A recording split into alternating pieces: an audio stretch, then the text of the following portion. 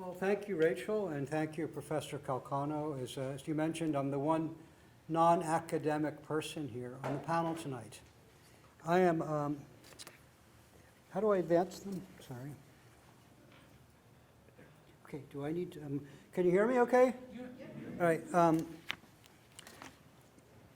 After retiring from a career as an engineer, building air pollution control systems and building models of greenhouse gas emissions, I am now a climate change activist. And as an activist, I live in a world of lefties and progressives.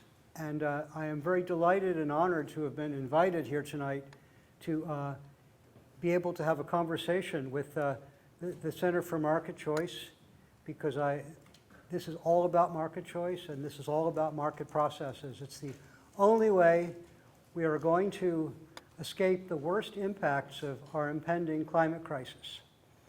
The premise that I'm starting with is the 2018 report by the IPCC that says that to prevent the worst effects of climate change, we need to limit global warming to 1.5 degrees Celsius above pre-industrial levels. We're almost at 1 degree now. And this is what we need, according to the IPCC, this is what we need to get there. 75% of global warming is caused by carbon dioxide, and most of that is caused by our consumption of fossil fuels. I don't want to demonize fossil fuels. They have brought the entire planet from grinding poverty and misery up to unprecedented levels of mobility, education, health, and prosperity. So the question is, where do we go from here? What the IPCC pathway is that we need to end fossil fuel use by 2055 globally, except what can be offset by removing carbon from the atmosphere, and reduce the emissions of other greenhouse gases by 40% by the end of the century, those being methane, which comes from cattle and from landfills and pipeline leakage and stuff, nitrous oxide, which comes from overuse of fertilizer, and HFCs and refrigerants, which are artificial chemicals that have huge greenhouse gas impacts and last forever, that are man-made. So here are some ways to reduce carbon emissions. One is performance-based regulations. I hope you can read that green okay. One example is the Clean Power Plan. Another example is motor vehicle fuel economy standards. Another way to reduce carbon emissions is through public investment. One would be infrastructure. A lot of things have to be done on a very large scale, like maybe transcontinental direct current power lines, better public transportation, et cetera. Another public investment is subsidies for clean energy technologies. I've been following the Democratic candidates' presidential debates, and everybody is declaring these very unrealistic and aspirational goals for carbon emissions reductions, combined with outbidding each other on how many hundreds of billions or trillions of dollars in public investment and subsidies that they are going to offer as candidates and try and find the money for as president if they get there. Another pathway that's very necessary, I think, is removing subsidies from fossil fuels. I read they're over 20 billion a year, but I think they're a lot higher, particularly if you consider our military commitments needed to prop up petrostates and keep their tankers moving. But finally, carbon pricing, which is a kind of a market-based solution that I want to focus on today. I want to begin with a quote. Sir Nicholas Stern wrote the book basically on the social cost of carbon. And he says, climate change is the greatest and most wide-ranging market failure ever seen. So what my talk is all about, what we're all about, is correcting that market failure. He talked about, and a lot of people talk about, quote, the social cost of carbon. You spend $2.25 on a gallon of gasoline, how much is that really costing in future global impacts? A A lot of economists game this number by looking at different discount rates and inflation rates and stuff. The Obama administration did a lot of work on marginal cost of abatement and lots of modeling and came up with a figure of $50 per ton of carbon dioxide. I think it's incalculable. How do you calculate the misery caused by people dying of heat exhaustion, of people displaced from their homes, of loss of habitat, loss of species, of loss of the planet we love? So I'm not going to talk anymore about social cost of carbon. I think it's a useful construct because, as an economist would say, the cost of the social cost of carbon should be the same, roughly, as the cost of eliminating that same amount of carbon dioxide emissions. But it doesn't work that way because the price needed to drive significant changes in consumption may be higher than most calculated social costs of carbon.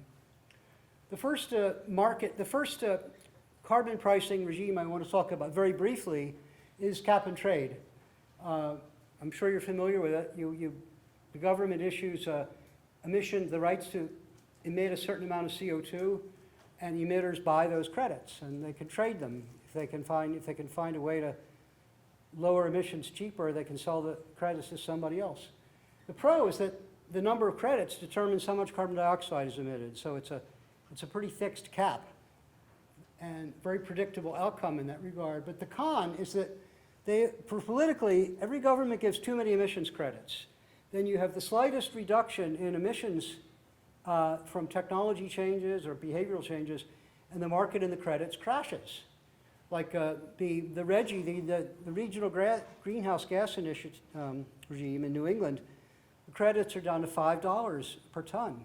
The California cap and trade, like $18 a ton. EU, similar story. If you give too many emissions credits away, it's not going to work. If you don't, nobody will go for it. Also, people can buy offsets. They can say, I can buy a few thousand acres of preserved forest in Indonesia, or I can buy this or I can buy that to give me the right to emit. But it's very hard to vet those offsets. A lot of them are even fraudulent or perverse or poorly vetted. A perverse example, when the Kyoto Accords first started allowing emissions trading under the Clean Development Mechanism, in China they built all these plants to make HFC refrigerants that they could then capture and say, okay, we're reducing emissions, and then sell those credits.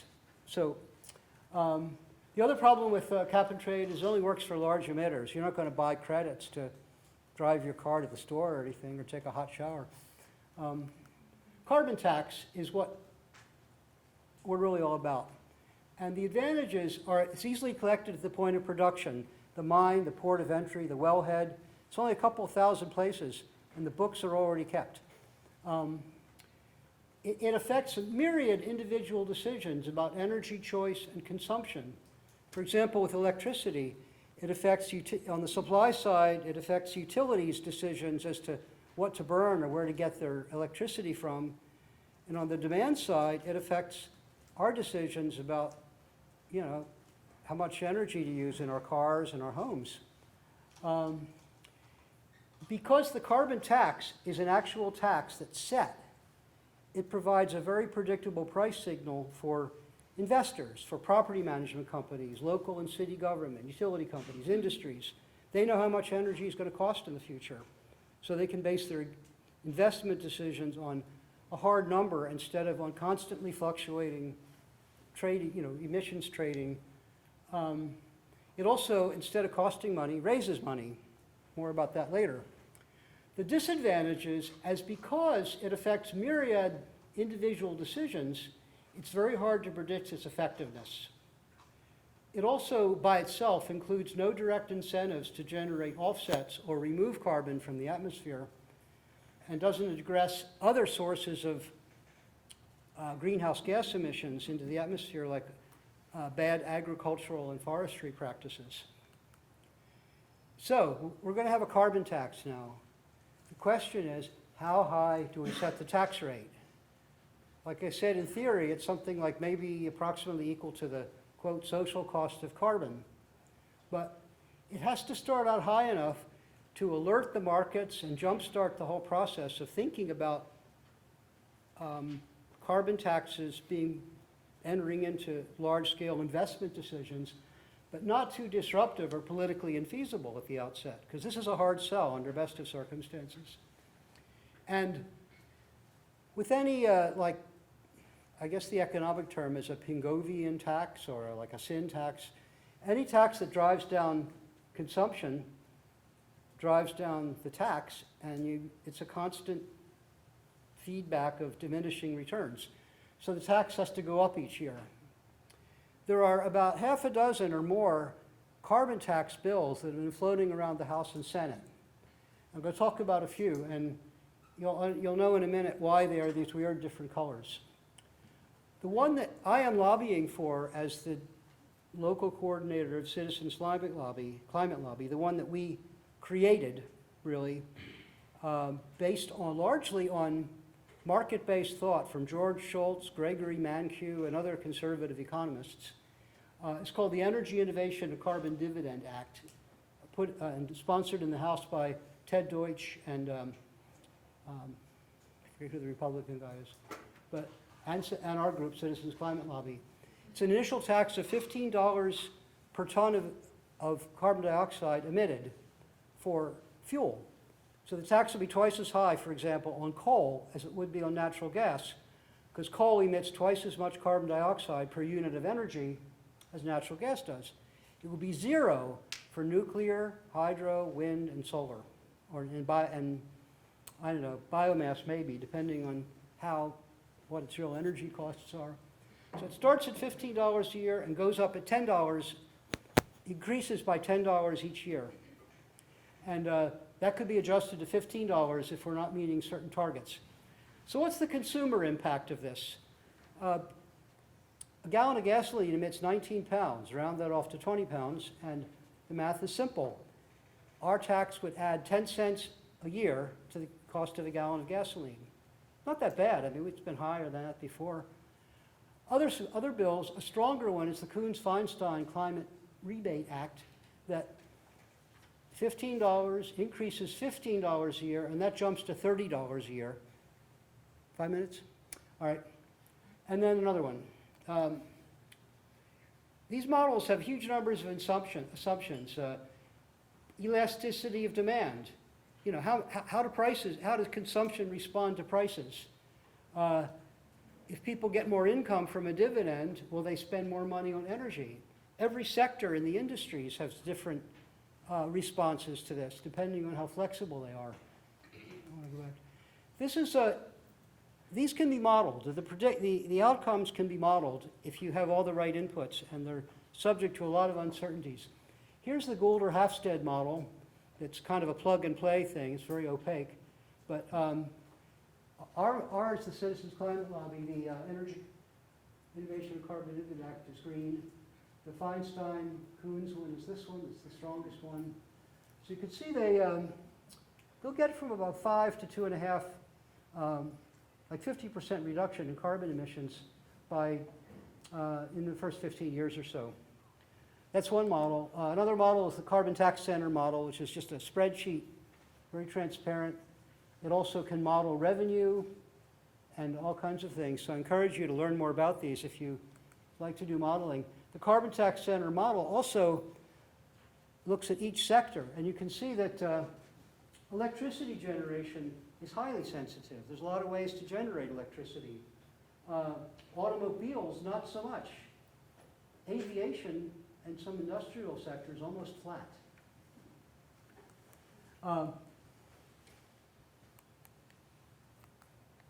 What do we do with all the money we collect? It could go to research and development, reduce other taxes, targeted relief, infrastructure. Our bill is going to be 100% of it will be returned to the American taxpayers on a per capita basis, being very beneficial to low-income families. There are a lot of uncertainties. Markets aren't all that responsive, particularly state utility regulations. The decision makers are not always the people who pay. There are all kinds of global forces. It takes time to deploy new technologies. human behavior is not always rational. No, not too many people smoke. Sure, there was a tax, a very steep tax on the cost of cigarettes. But that did not do it by itself. It was the culture that changed. Concern over public health, less space, Surgeon General warnings, less spaces you can smoke in. It's just not cool anymore. And it's the same with the carbon tax. It's not going to work by itself. It has to be part of an overall global cultural change. But the consensus is that a carbon tax is the best way to reduce emissions, and it's a huge consensus among economists and former federal officials. And Christine Lagarde, who runs the International Monetary Fund, says it's the most effective and efficient instrument we have for averting the future climate disaster. And with that, I'll shut up, and maybe we can have some questions later. Thank you.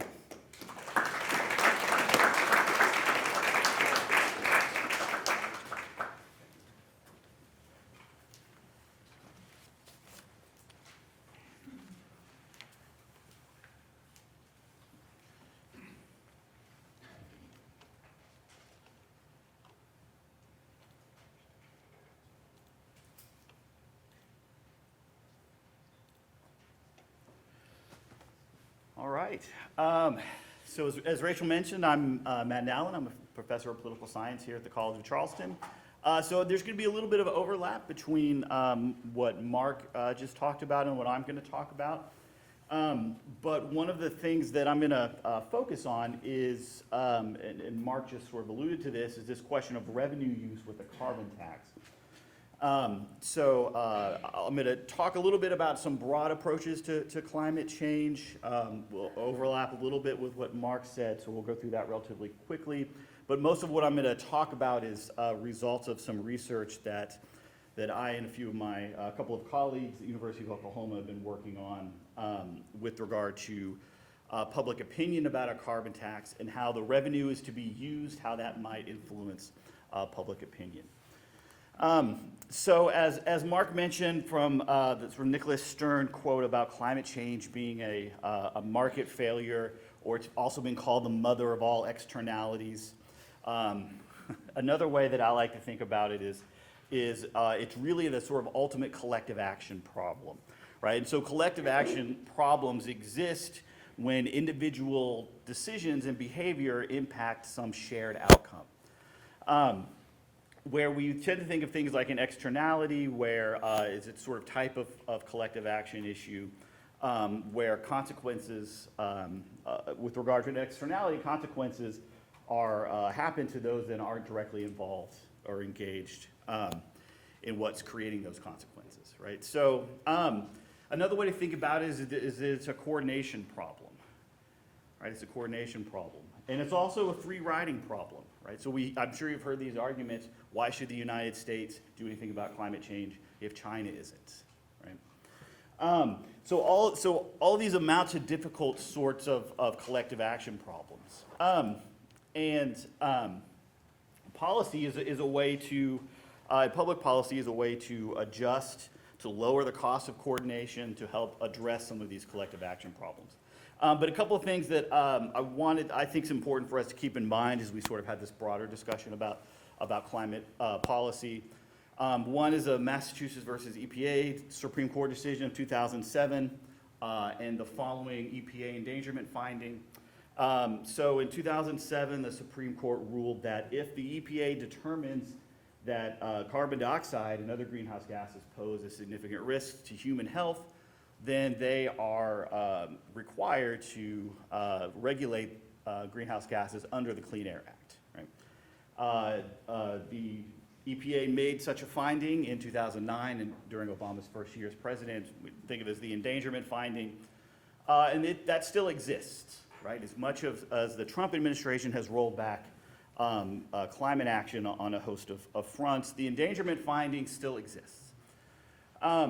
So that's an important thing to keep in mind. And then a second important thing I think to keep in mind is the distinction between mitigation versus adaptation approaches. So mitigation of climate change are policies aimed at reducing greenhouse gas emissions. Right? We're mitigating greenhouse gas emissions. adaptation policies are policies that we enact to address the changes that we're already seeing and that we're already planning to see. As Mark mentioned, we're near 1 degree Celsius of warming already. And when we think about a carbon tax, we're thinking about mitigation approaches, ways to reduce greenhouse gas emissions. So as Mark mentioned, so we can think of sort of 2 broad approaches that we'll start with. Sort of question of regulations versus more market-based approaches.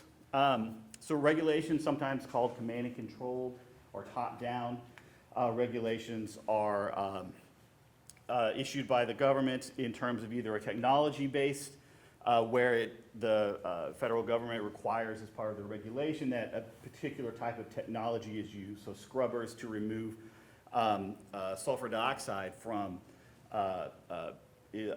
smokestacks from coal plants in the late 70s is sort of an example of a technology-based standard. But these have largely fallen out of favor politically, right? And perhaps if we develop some carbon capture and sequestration technologies in the next few decades, maybe we can think about a technology-based standard. But performance-based standards are a little more commonplace. So these are renewable portfolio standards that 28 or 29 states have in place that require a certain amount of the electricity generated and used in that state meets a certain amount of that has to be from renewable sources. The Clean Power Plan was the Obama administration's initial attempt at regulating greenhouse gas emissions under the Clean Air Act. It essentially set a performance standard for states with regard to their energy uses. The courts didn't like it, right? So it was, the Supreme Court issued a stay, and then the Trump administration is now in the process of putting forth a new rule to replace the Clean Power Plan. But my guess, which is just that, right, is that we will, that's probably our most likely politically path forward. Maybe not, maybe I'm wrong, but the next time we get a Democratic president regulating greenhouse gases under the Clean Air Act with something like the Clean Power Plan that could pass muster with a little bit more conservative Supreme Court that existed when the Massachusetts decision was handed down, is probably our most likely pathway, but I could be wrong. So, and then we think about market-based approaches, which I break out in terms of using markets, so things like a carbon tax. The logic is the sort of market failure externality logic, or the Pagovian tax logic, that there's a market failure or an externality where the private cost doesn't equal the social cost, so you plug in a tax to make up that difference. But there's also a creating markets approach based more on the work of Ronald Coase that argues that these aren't market failures, but rather these are property rights and coordination problems. So something like a cap and trade, carbon price approach, essentially when those, as Mark mentioned, right, you set a cap on the overall amount of emissions, and then firms are able to trade those emission allowances that they get, and often it's a sort of a political process, right? We came close about 10, 11 years ago, 2009, 2010. The House passed a cap and trade bill, but it died in the Senate. So and I think Mark did a good job talking about some of the issues with that, but it's a little bit more of a property rights approach, in that you are establishing a property right to emit a certain amount of emissions. So what do economists think, right? So they're most interested in efficiency, and and Mark mentioned this as well, right? The economists, by and large, right, not 100% of course, but by and large, economists support pricing mechanisms. So this is a survey of about 1,100 economists from a couple of years ago that was done. The way the questions were, of course you always sort of look at these things and think that's not how I would have asked the question, right? So, so the question wording is perhaps not that great. So they talk about the Clean Power Plan and then ask economists what's the most efficient way to meet greenhouse gas reduction targets. So 75% say national or regional carbon price, like a carbon tax or a national sort of cap and trade program. Then 10% a regional sort of performance standard. And then a few talk about sort of state level policies. Which brings me to my next sort of way to think about approaches to climate change is this notion of polycentricity. This comes from the work of Eleanor Ostrom, who's thus far the only woman to win a Nobel Prize in economics. But her notion of polycentricity is that there are multiple centers of power and decision-making authority, and we ought to take advantage of that, right? So federalism is an example of this. So state policy, so California has long been a leader on environmental issues. So as Mark mentioned, they have a cap and trade program in existence, although also, as he mentioned, the pricing mechanism does not seem to be working as well. There's the RGGI, the Regional Greenhouse Gas Initiative in New England. But for polycentricity, and Ostrom goes on to say, so you can sort of take advantages, and different areas of the country are going to have different needs, and this allows for flexibility. It's not a one-size-fits-all sort of top-down regulatory approach, right? But for this to work, particularly in a sort of global collective action area like climate change, there's some sort of action required at all levels, right? So this could be something akin to the Clean Power Plan, where there's some sort of renewable energy standard. In fact, the Waxman-Markey cap and trade bill of 10 years ago included not just cap and trade, but also some renewable energy standards. And then states are free to determine the best way to meet that standard, right? Do they want to invest in more nuclear? Do they want to invest? Does the sun shine a lot in that state, right? So, and then of course, I feel as though I should mention the Green New Deal, because that's getting a lot of the oxygen in the debate about climate policy. I'm sure all of us on the panel would have some criticisms or take some shots at the Green New Deal, but it doesn't, it's not going to stop you from flying. It's not going to take your hamburgers. It's not going to make you use paper straws, right? Or any of these other things that we often hear about it. But what it is a resolution. It's a set of overarching goals that recognizes the urgency of climate change, that sets a goal for renewable energy, but then also has other issues of social justice and environmental justice included as well. And so a carbon tax could fit within this broad set of goals of a Green New Deal, right? And when we think about this, there's this question of mobilization versus persuasion. So so something like a Green New Deal is intended to mobilize those interests that could be engaged on climate but aren't, right?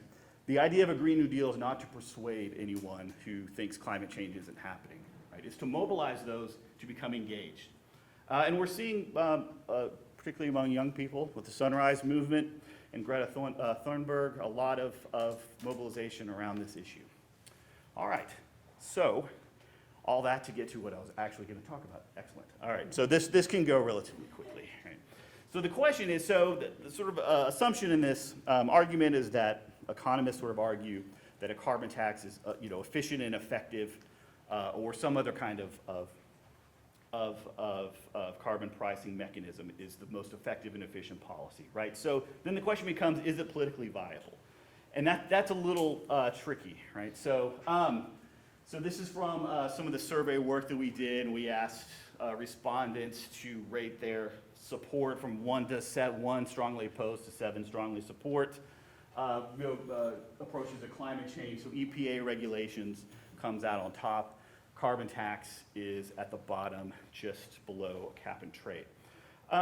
So as Mark mentioned, there are a few, about 6 or 7 current bills that in the House or Senate that are aimed at initiating a carbon tax, and they have different uses of revenue. So what we were interested in is, would the use of the revenue impact the level of support for a carbon tax?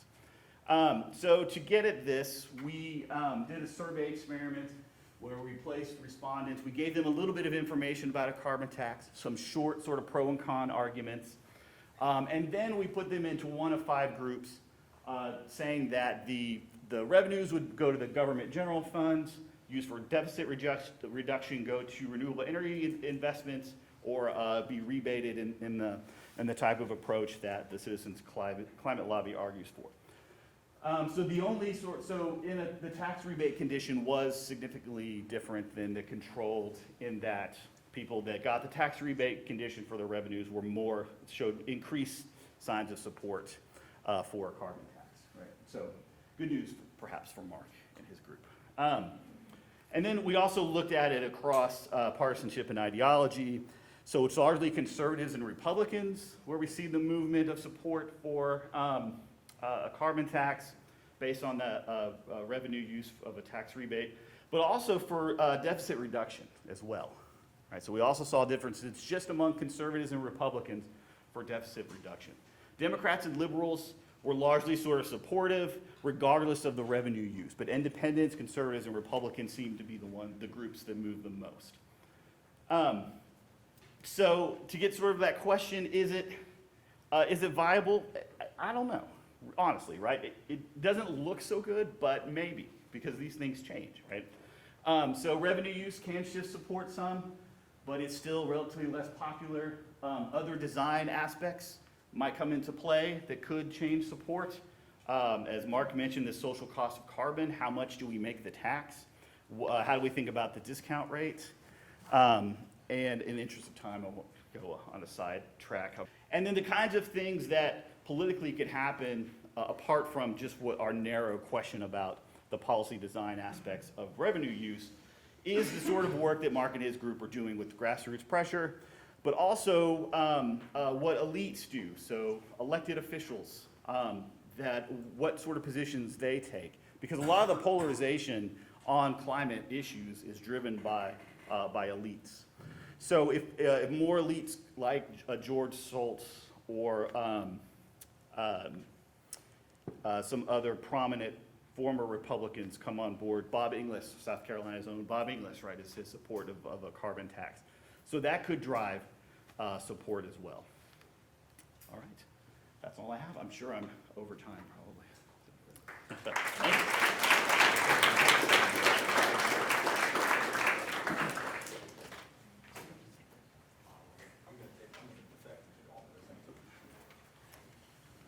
Almost walked off with the remote. That's okay. Thanks. Okay, before I get started, the first rule of public speaking is what? Know your audience. Know your audience. So, be honest, quick show of hands, who is here for extra credit? There's no shame in this. Incentives matter. Yeah, I see some familiar faces. Who is here because they're required, softly required to be here? I see your name tags. Third question, whose bedtime is within 2 hours? I'm putting my hand in. Okay, so humor me for 1 second. Everyone stand up. Please stand up, everyone. Come on. Even if your bedtime is in 2 hours, stand up. I want you to take a couple of deep breaths. Move your body, kind of just get a little blood flow going.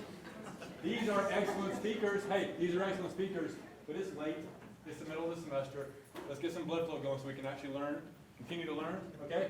Take some deep breaths. Everybody get it now? Inhale and exhale some CO2.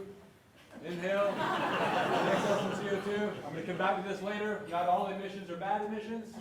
And now sit down. Okay. We'll do yoga in the Q&A. We have a certified instructor here. Oh, you just got voluntold. How do I need a cue mine? Ah, I see. Ooh, if I could get presentation notes, I'd be so happy. Can I do it? Slideshow. From the beginning. It's not showing me notes. I'm going to have to do something rude here in a minute. But it's okay. It's for the sake of learning. I'm actually going to pull a quote up on my phone because I don't have my notes in my deck. But I'm going to read a little bit of Hayek for you. Because I would be a bad director of the Hayek Center if I didn't quote the man himself. And I'm trying to do a good job. I want to say, I'm going to go very quickly through my first 10 or 12 slides, which is way too many. I'm going to go quickly because the three of us are in violent agreement. Over 95% of what we're talking about tonight. And then we get that last 5% and I just take a U-turn. Okay? But that's pretty cool that we can actually celebrate 95%, or roughly like 95% of agreement. But the devil's in the details when it comes to carbon tax, and so I'm going to spend most of my time talking about the details. Okay? But let's talk about where we agree. first and foremost.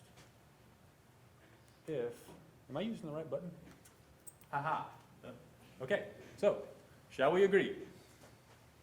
Assumption number one, the climate is changing. Raise your hand if you want to defend. Okay? The climate is changing. I'm using the wrong button here. The arrow, Got it. You'd think I would know how to do these. So here's, they're all different. again, here's something you've already seen and heard before, right? We're looking at global mean temperature since the dawn of the industrial age, roughly, okay? And what do we see? A fairly remarkable increase. This is measured in degrees Celsius, and as Mark pointed out, it's roughly a degree Celsius, which may not sound like a lot, maybe you don't even agree with that, but these are the data that are speaking to us, okay? You might ask, what does global mean temperature actually mean? That's kind of a hard to understand concept. The entire globe has a single temperature. Well, when you weight all the observations across the globe, yes, it does. You might also ask, what happened to the left of our graph, 1850? We don't know as well. We're not as certain about that. That's a good question. But what we do know is currently we're in a warming cycle. That's the data speaking to us. That's not me speaking. That's the data. Okay? Let's agree on the second assumption here. Energy consumption that produces greenhouse gas emissions contributes to that change. Mark said it was 75%. And he was quoting the IPCC. Okay, I don't know. I'm an economist. I don't know what percentage that is. But I do know my grandmother had a greenhouse in her backyard. And when I went in there in the summertime, it was warmer, right? Because there was more CO2 there. There was a layer of where heat couldn't escape. And that's the mechanism by which greenhouse gases actually trap heat in the atmosphere, okay? This is a quick graph, nice colors, showing you fuel consumption, world fuel consumption by type. Green is oil, I know the font's small so you can't see. Green is oil, red is natural gas, and gray is coal, fittingly, I suppose. The smaller ones here are nuclear, hydro, and renewables. These are the carbon neutral. Okay? They're making up a larger share, but what do you see? By and large, fossil fuel consumption is on the rise. This is from 1993 until 2018, so it's growing rapidly. This similar kind of story here, we're looking at, I'm a big pictures guy, we're looking at fuel consumption by region and also by type. What you notice if you look at this, again you can't see the font I'm sure, but this light blue is North America. It's been big and always has been big. Okay? Anybody want to guess what beige is? Asia. It wasn't always big, but now it's getting really big. Okay? By and large, globally we are consuming an enormous amount and growing amount of fossil fuels. That consumption comes at a consequence, which is more GHG, greenhouse gases in our atmosphere. These are concentrations of carbon dioxide, methane, and nitrous oxide. Again, Mark, Matthew, and I, we're singing from the same sheet music here, okay? Now, let's also agree, and if anybody wants to fight me on this one, I'm gonna remind you that we breathed earlier, we're breathing now. Energy consumption, also emissions of greenhouse gases, has some benefits, right? We don't just burn coal to screw over Sri Lanka. We do it to make ourselves wealthier. We do it to light our homes, to heat our homes, to cool our homes, right? To educate our kids, to get from point A to point B so that we can attend talks, maybe learn something, right? There's a reason that we actually use energy, and it's not just to emit greenhouse gases. Am I in left field? Are we on shared ground for now? Okay, good. That was a non-controversial part of my talk. This just shows really quickly, this is energy consumption per capita globally. So the United States consumes the most, North America consumes the most, but other places are catching up. This is energy consumption per capita, and what you see is a pretty significant uptick. This is OPEC, for those of you who like cartels. These are the jokes, folks. They don't get any better. Over that same time period, what have we seen? A rapid explosion in wealth. Global wealth has gone through the roof. I'll quote Mark. I can't believe he actually said this. Fossil fuels, I'm paraphrasing, but fossil fuels brought us from grinding poverty to nearly universal prosperity. I would argue it's actually free trade, but, close enough. Close enough. With that wealth, we have been able to do a lot of things. It's not just wealth for the sake of Mercedes-Benz, and condos, as well as to actually improve our lives, to lengthen our lives. The little children live longer. Globally, 1 in 26 kids dies before the age of 5. In sub-Saharan Africa, one of the poorest regions in the country, it's 1 in 9. And shockingly, these are drastic improvements over what was happening 20, 30 years ago. Likewise, hunger. A little over 820 million people suffer from hunger, corresponding to about 1 in every 9 people in the world is hungry. Okay? Look back 30 years ago, and that number was 1 in 20. Similarly, I don't have a statistic here, but HIV, AIDS, malaria, other diseases, our incidence of these plagues, these diseases, is actually going down. Another issue that we might think is important, water scarcity. Globally, 1 in 5 people live in water scarcity, meaning there's not enough supplies of water to meet all the demands. That number was 1 in 10 20 years ago.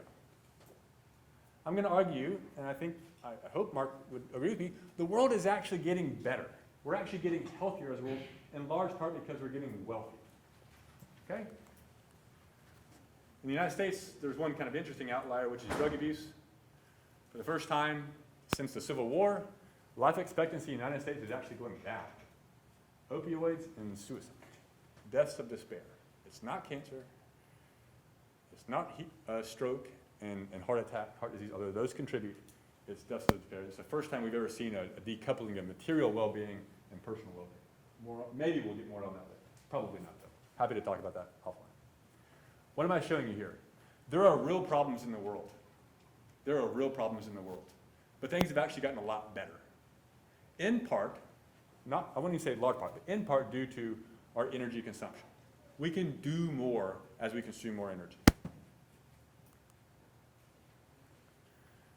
Let me get to some questions about the carbon tax, because, like as I said earlier, the devil is in the details. Let's start with some theory. You guys heard this before, but I want to really drive home the point.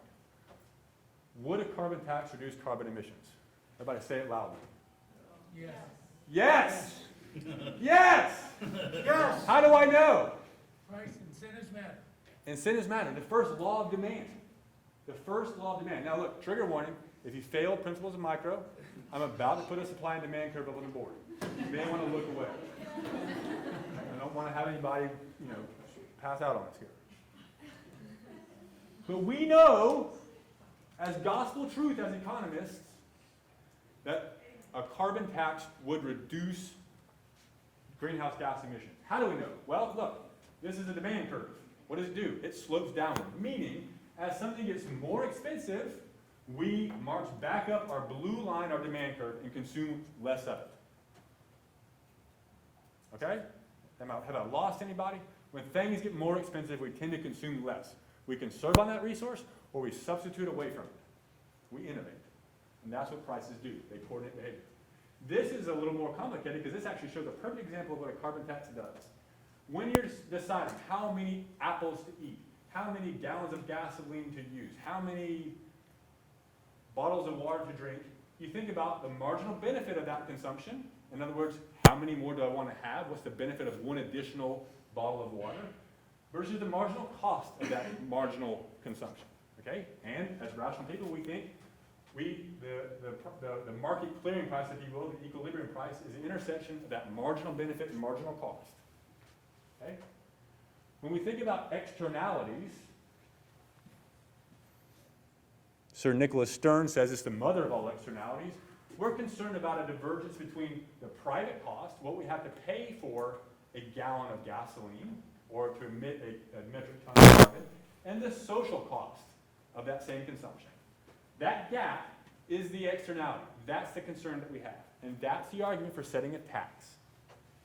If we know the marginal social cost of emitting more CO2, all we have to do is set the tax there and we move back along our demand curves to the socially optimal amount. That's the economic theory. Man, I gotta speed up. How come these guys go all the time? Okay? This I can go quickly on, I think, except for the last point. Why has the U.S. not adopted a carbon tax if this makes so much sense? If demand curves slope downward, why don't we just do this? Why haven't we already done this? Look, lots of other jurisdictions have. I don't expect you to read this font. I can't even read it. But this is the share of total emissions globally that is under some sort of carbon tax or emission trading scheme. We're about at 50%. Okay? And this gray area in 2020 is China's emissions trading scheme. We're going to tip over 50% of all emissions are going to be under some sort of tax or trading scheme. Okay? Other places are doing it. Hey, there's even 3 states in the United States doing this. Washington, California, Massachusetts have their own scheme. Oh boy. That intern, he's got to find himself a new job. No, I'm just kidding. I'm responsible for this. What this is showing, though, is the distribution of those relative prices. I know that this visual doesn't mean much to you now, but take me a prepared. This blue area is the kind of sweet spot. What economists, professional economists, think you would need to set the tax at in order to hit the Paris goals. Okay? Below that is the price that most jurisdictions are setting their tax at. Far below. Okay? But there are some, mostly Scandinavian countries, that are in that kind of sweet spot. Here's Sweden is just showing off at $100. Okay? So there's a lot of taxes out there, there's a lot of emission trading schemes out there, but most of them are meddling down here where economists say, we're not sure this is going to have the desired result. Okay? Same picture, different, or same story, different picture. Nobody can read it anyway. So why haven't we done this, though, in the United States? Why haven't we done this? We've hit on some of this already. I'll defer to the political scientist here on why we haven't done it politically. Okay? There's a pretty compelling story that even though the science is fairly clear, the appetite for a carbon tax is fairly low. We've got an economically heterogeneous economy, and so we don't have the same sort of support for these policies as California does, as the Scandinavian countries do. Politics, I think even Mark said, in the best of scenarios, it's a tough sell. Okay? That's true. Again, law. U.S. courts have not recognized a property right claim, so we can't actually bargain over the atmosphere. So the courts haven't recognized a property right claim to a stable environment. That kind of cuts in favor or against the carbon tax if you think about it. But Massachusetts versus EPA actually requires the EPA to regulate it under the Clean Air Act. Okay, and Mark went into the history there. If you think of, both of you, I think both of you hit it, maybe not. Anyway, somebody hit it. I'm hitting it again. If you think, though, about policy instruments crowding each other out, a regulatory approach may crowd out a tax. People say, and this may be part of your lack of enthusiasm, we're already regulating it, why do we also need a tax? More on that later. But here's where I'm going to earn my dinner, I think, I hope. The big issues, and these are why I am very skeptical, even though in theory a carbon tax would work, hear me clearly, a carbon tax would work, I don't think it's going to happen for the 2 following economic reasons. One, it creates the ultimate prisoner's dilemma. Meaning, we have to commit, as a country, to tax ourselves, to impair our economic productivity, and there's no legal mechanism by which we can credibly enforce other countries' similar promises. If you think there is, you need to take a primer on international law. We cannot force other countries to do what we want them to do, except, I guess, through military action, which I'm not advocating for here. Okay? Kyoto and Copenhagen were top-down emissions-based targets. They fell apart. Paris actually is a reporting requirement. It doesn't actually say what countries have to individually do. It just says you got to be transparent about your goals and report back to it. It's actually sort of a constitutional-like arrangement. Kind of interesting. I don't know that it has the teeth to work. Here's the issue, though, the information problem. I'm actually not going to pull my phone out. I'm going to paraphrase. I'm actually going to quote Mark, not to put him too much on the spot, but this is where we've hit our 95% of agreement, and now we are going to respectfully diverge. Mark earlier said that the social cost of carbon is important. That we have to figure that out. He later said, though, that it was incalculable. And the question is, well, I actually agree with him on that. The social cost of carbon is incalculable. He said that if we're going to create, if we're going to model what the social cost of carbon is going to be and what the economic response is going to be, all we need to have is the right inputs. I'm paraphrasing him a little bit, but he said if we have the right inputs, we can model this out. We will be able to know what that price is going to be. That is not the world in which we live, sadly.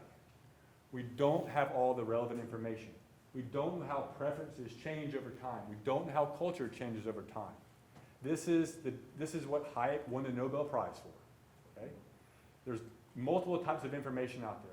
There's some that is scientific information, the kind of stuff that you can model, the kind of stuff that you can observe, the kind of stuff that you can know and record in a spreadsheet. Then there's knowledge of the particular circumstances of time and place. How individual people are going to respond to prices, how individual people are going to respond to changing preferences and changing demands. That's the knowledge of the particular circumstances of time and place, and it cannot be known by the best economists in the world. It can't be known by the experts. We don't actually know. I want you to take out some mental floss. It's kind of like dental floss.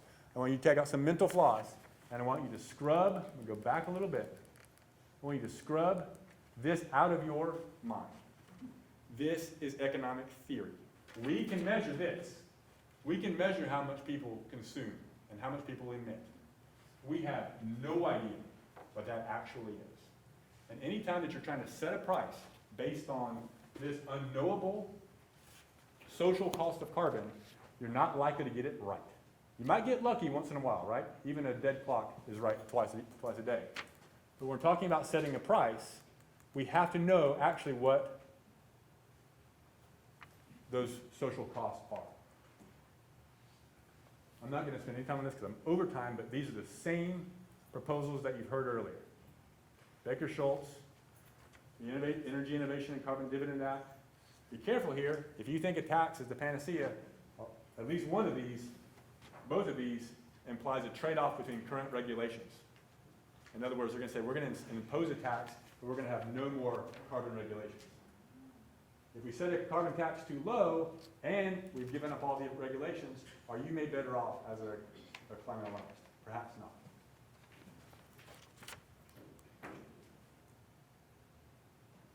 Again, these are proposals about setting the price, but they're based on incomplete information. If there's anything that Hayek stands for, is intellectual humility. We don't know what the social cost of carbon is, therefore it's dangerous to set a price. We could set it too high and needlessly impoverish ourselves. We could set it too low and not actually address the issue. Hear me clearly say that climate change is an issue worth addressing, but I don't think the carbon tax is a vehicle worth doing.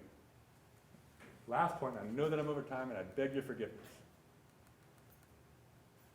What are some alternatives? Is this just a counsel of despair? Do I want you to walk away here thinking, he says it's fine. Climate change is cool. Let's go grow tomatoes in Russia. No. Actually, quick aside, I just moved from Montana not so long ago, and it snowed 14 inches last week there. I think some people there were like, welcome some climate change. I would welcome some climate change here in South Carolina too, but cold and cooling. What can we actually do? As naive as it may sound, I think the answer is encourage, number one, embrace our ignorance. We don't know exactly the right price to set. And if we set it too high or too low, we're likely to worsen the situation by impoverishing ourselves and impoverishing future generations so that they're less able to adapt to a changing climate. What can we do? We can encourage R&D in alternative fuels. Maybe even think about ways to define property rights in the atmosphere. Atmospheric barbed wire, I call it. But most importantly, I think we want to encourage economic growth so we give future generations, by the way, I got a 3-year-old and a 5-year-old. I think about this differently than I used to. But I want to give them as much economic flexibility as they possibly can to deal with this issue while we are making conscious choices about our energy consumption. Thank you so much for your time. I'm sorry to run over. Look forward to some Q&A if we have any left.